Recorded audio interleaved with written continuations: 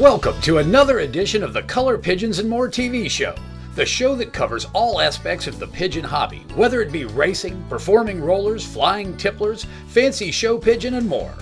Interviews with well-known pigeon breeders, breed profiles, loft construction and management, pigeon health and treatment, show coverage, genetics, just to name a few.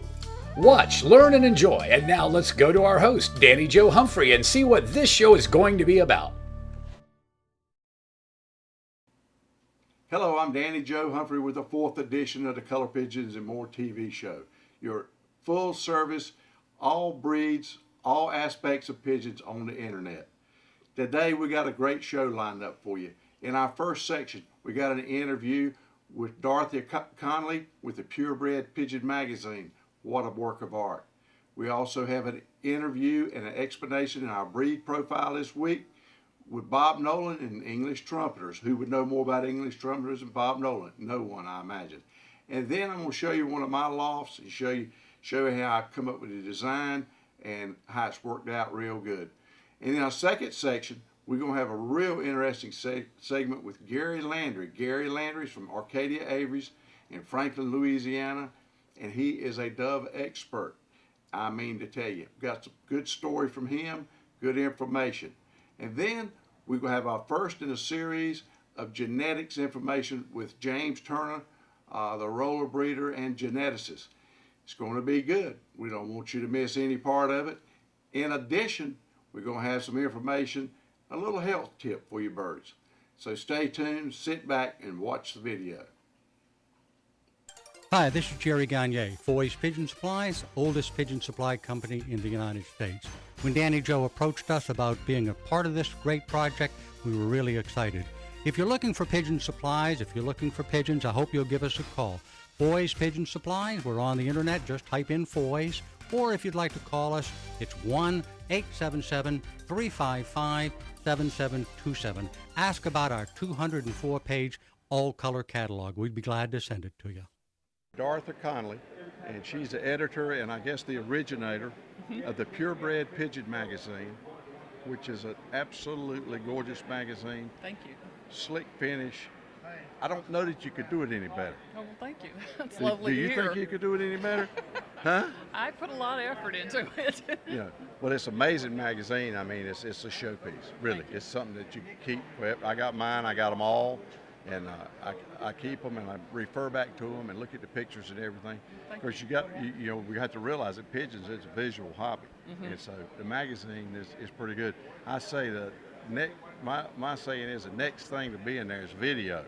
And after that, it would be photographs, for sure. Well, give me a little history on this thing. When did you start it? We started 7 years ago. We just finished our 7th year. We're about to go into our 8th, and it's been very steady and very successful for us. Well, that's great. That's great. I know you got a lot of cost to do it. Who does most of your layout and stuff? I do all of that. Oh, you do? Yeah. Were you already trained in that? Quite a bit, yeah. I had worked for an ad agency when we lived in Atlanta, so I had a lot of experience and a lot of computer background. So. Well, that's good. You got a great magazine, and so you started when now? What year? 2004. 2004. That's pretty good. And just looking to the future. Yes. Are you growing? Is your subscriptions growing? You know, the economy's down a little bit, so we're a little bit down, not enough for me to be concerned about, but our advertising's holding very steady, so. Well, that's the main thing, isn't it? Yes. That is the main thing. We've done a great job, and I'm glad to be able to talk to you and let people know about this magazine. If you don't have this magazine, you need to get it, you need to look at it, and you'll appreciate it. Something you can keep for the future, for your grandkids or whoever, because it's a great magazine. And thank you, Dorothy. Thank you for your time. Enjoy it. Ren Nagel, better known as Dr. Pigeon by his friends, is known by his one-eye cold treatment. It's called One Drop, One Time. It only takes one drop. It only takes one time. Every breeder needs at least one bottle of One Drop, One Time to keep in their loft for those nasty eye colds. They're available at Foy's Pet Supply, New England Pigeon Supply, and Pro Flight Supply. And remember, the next time you buy pigeon supplies, be sure to include one bottle of One Drop, One Time.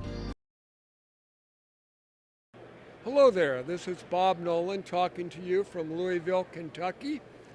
I am a 50-year breeder of English Trumpeters. I live in the beach city of Dana Point, California. Danny Joe has asked me to talk a bit on this breed, and I've been intimately involved with the English Trumpeter since 1956. The English Trumpeter is one of the older breeds of pigeons. Actually, there's pictures of primitive trumpeters as far back as 1600s.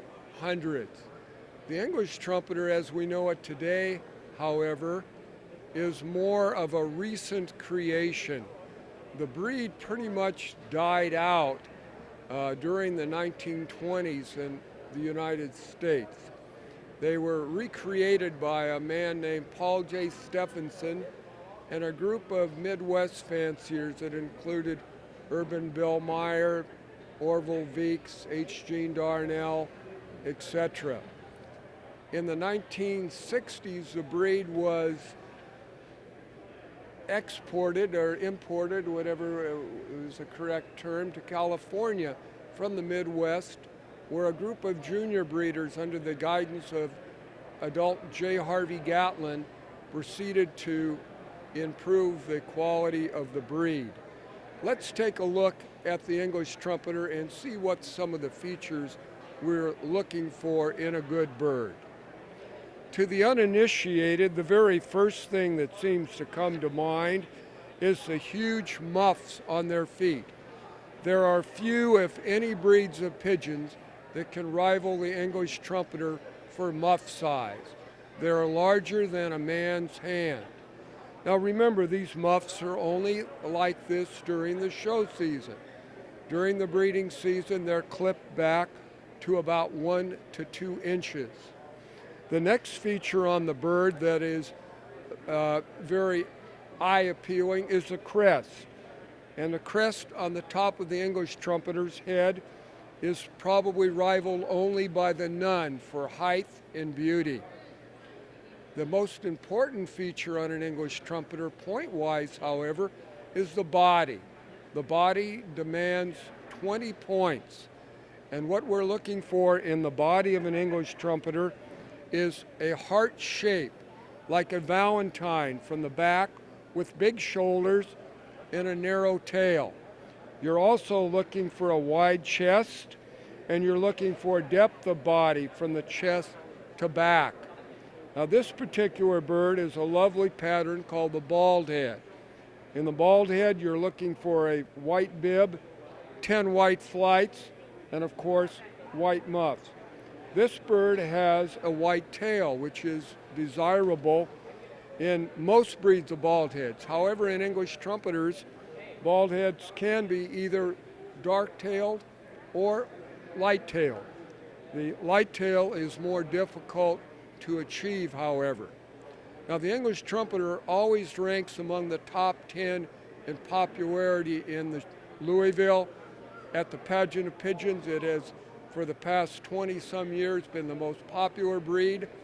In fact, the record for English Trumpeters is 1,157 birds in one show, which is an incredible amount of any one breed at one time. The English Trumpeter is a relatively good breeder. Once the muffs are cut, it will do a good job taking care of its youngsters. We do encourage the fanciers to use foster parents when possible, because like any breed of pigeon, you're only going to get about 1 out of 10 that are better than the parents. So if you only raise 10 birds in a year, you're not going to have very many show birds. If you raise 100, you're obviously going to have a lot more show prospects. So it is helpful to have foster parents, although it's not absolutely essential. We have a very well organized club. The culture centers for the English Trumpeter are California, Canada, and the Midwest. We're also experiencing some growth in the Southwest. Unfortunately, there's not much interest along the East Coast or in the South at this time. Hi, this is Jerry Gagne, Foy's Pigeon Supplies, oldest pigeon supply company in the United States. When Danny Joe approached us about being a part of this great project, we were really excited. If you're looking for pigeon supplies, if you're looking for pigeons, I hope you'll give us a call. Foy's Pigeon Supplies, we're on the internet, just type in Foy's, or if you'd like to call us, it's 1-877-355-7727. Ask about our 204-page all-color catalog. We'd be glad to send it to you. Color Pigeon Loft, featuring 28 breeds of fancy pigeons, high-performance Turner rollers. We have birds available at all times. Capuchins, Saxon monks, Saxon priests, Swiss crescents, ice pigeon, saints, frillbacks, archangels, starling, figuritas, old German owls, Chinese owls, satinets, swallows, Saxon shields, and much, much more.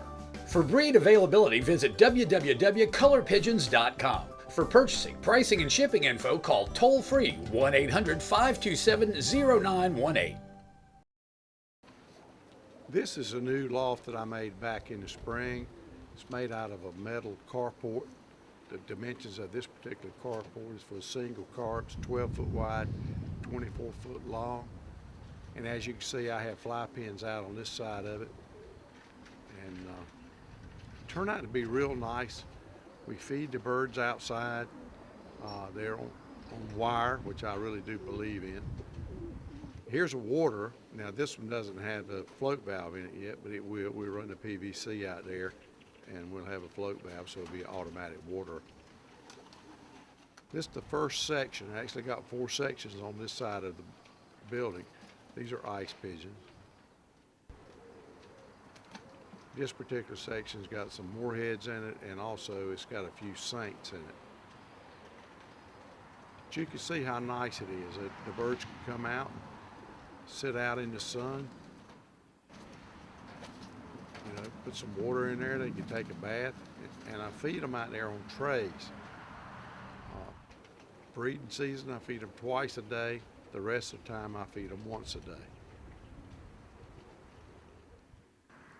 Each end is closed in like this, and that's for security, to keep the birds from getting away if they happen to get out of the pen. On the opposite side of the building, I put up a battery of breeding cages. There's actually 27 individual breeding cages in their individual pairs. They're 32 long, 24 deep, and 15 high. Here's a water. This is a tube water. You've seen me use this before. It does work good. They're easy to clean. Put water in about every 2 days. Just a pair of frillbacks in there. But you can see this would come in handy. This will also, I'm thinking, it'll be good in colder weather. We'll find out this winter. Across from the breeding cages, I actually have mini lofts that open up into the outside fly pens. These are breeding lofts. That one has ice pigeons in it. And this one has the Smacala and moorheads in it.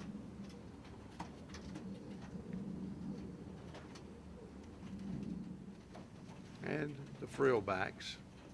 They do good when you put them all in there in one situation. This is the pen's got a mixture of ice pigeons. Now this next thing I'm going